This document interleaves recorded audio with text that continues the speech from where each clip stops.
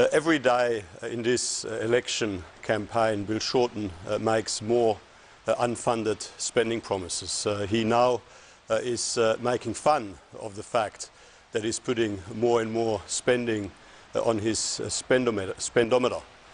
Well, this is not actually a joke, because unfunded spending promises before an election cannot be delivered after an election, or they lead to higher taxes and higher debt, which hurts jobs and growth, and which is not what Australia needs as we continue to face global economic headwinds, as we continue to face pressures from lower global economic growth.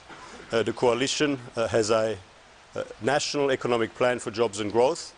We have a plan to create more jobs, and we also have a plan to ensure that all of our funding for health, education, for roads is guaranteed within the budget, because wherever we are promising more spending on a higher priority, we are paying for it by genuine savings, by genuine spending reductions in other parts of the budget. Labor is being reckless. Labor is making promises they won't be able to keep because they can't explain how they will pay for them. Happy to take questions. Mr. Susan Lee this morning said that she wants the Medicare rebate bills lifted as soon as possible. The Treasury and Finance won't let her, but she's not happy with it. Why won't you let her? Well, we have made significant additional investments into health. We've made significant additional investments into state hospitals, $2.9 billion in this budget, several billions of dollars of additional investment in important cancer treatments, making important cancer treatments affordable and accessible through the pharmaceutical benefit schemes. So our increased expenditure on important areas of health is guaranteed within our budget. It is fully funded, and of course it is fully funded by savings in other parts of the budget, and that is all there for everyone to see in our budget. Is there any chance it could come off before 2020? Our plan is reflected in our budget. Why did Scott Morrison feel it's necessary to put out another analysis about negative gearing? I mean, we've been talking about it for months. Do you feel you're losing the argument? Labor's policy, so-called, on negative gearing is bad for families, is bad for the economy. Let's just remind ourselves what negative gearing is. Negative gearing enables mum and dad investors around Australia to use the value of their home, to use their existing income, to leverage that into investing in income-producing or appreciating assets, whether that is a small business, whether that is a commercial property, whether that is in shares, or indeed whether it is into an existing residential property. So that is what families around Australia have used for a very long time to get ahead. We now find out that Labor is quite happy for the high end, for the high income earners who generate a significant part of their income from investment income, to continue to negatively gear. They're just not happy for mum and dad wage earners to negatively gear. You know, Bill Shorten will have to explain why he is so intent on attacking low and middle income earners who are using negative gearing to get ahead.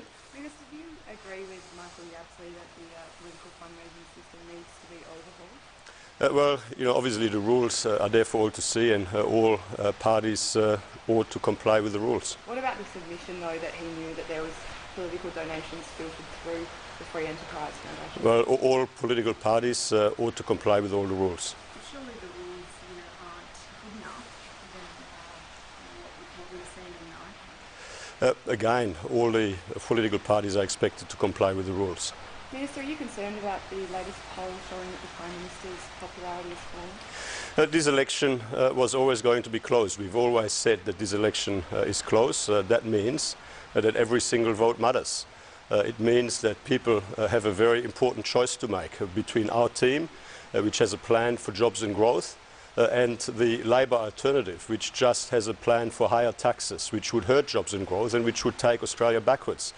So that is the argument that we will continue to prosecute between now and 2 July, and people across Australia, of course, will have the opportunity to pass judgment on the 2nd of July.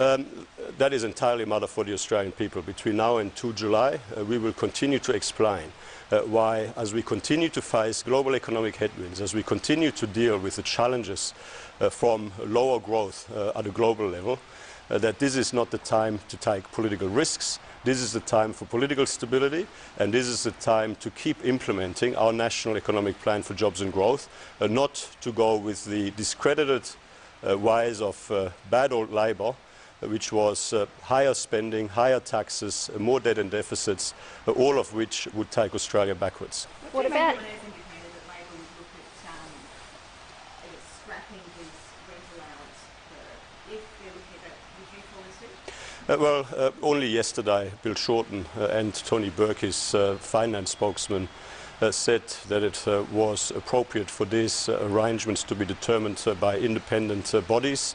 That is a position that the government agrees with. Let's see what they have to say. So far, I haven't actually seen anything substantial other than what they said yesterday. Bill Shorten's in Perth today, campaigning, hoping to pick up some of the coalition-held seats there. Are you concerned at all about this, or do you think you'll be able to hold on to all of the 12 coalition-held seats there? Well, Bill Shorten today has to explain what he will do with his offensive Labor Senate candidate in Western Australia. We know that in Western Australia, not a single Labor incumbent member of Parliament in the House of Representatives is recontesting their seat. They all have voted with their feet and have decided not to recontest this election. The Labor Party has got a very bad track record when it comes to WA. Last time Labor was in government, we got the anti-WA mining tax, which was a real hit on investment, jobs and growth in Western Australia. We got the carbon tax, which was bad for WA. Every decision on the economic front that the last Labor government made was bad for WA. So Bill Shorten will have to explain whether the mining tax or the carbon tax would come back under his government and how that is going to impact on the economy in Western Australia. Just back to the Free Enterprise Foundation, doesn't it defeat at the point of a ban on donations from ban on donations from developers that they can donate through the Free Enterprise Foundation to the New South Wales Liberal Party? Well, I think you're now talking about some state matters and matters that relate to state disclosure laws and state electoral laws, and I would refer those matters to relevant state authorities. At the federal level, the laws are very clear, and all parties, of course, at all levels, are expected to comply with the laws as they stand. So it's no concern of the federal parliamentary party that the state branch may have received donations from developers despite that being banned? As we've said consistently, all political parties need to comply with all the relevant laws. Thank you.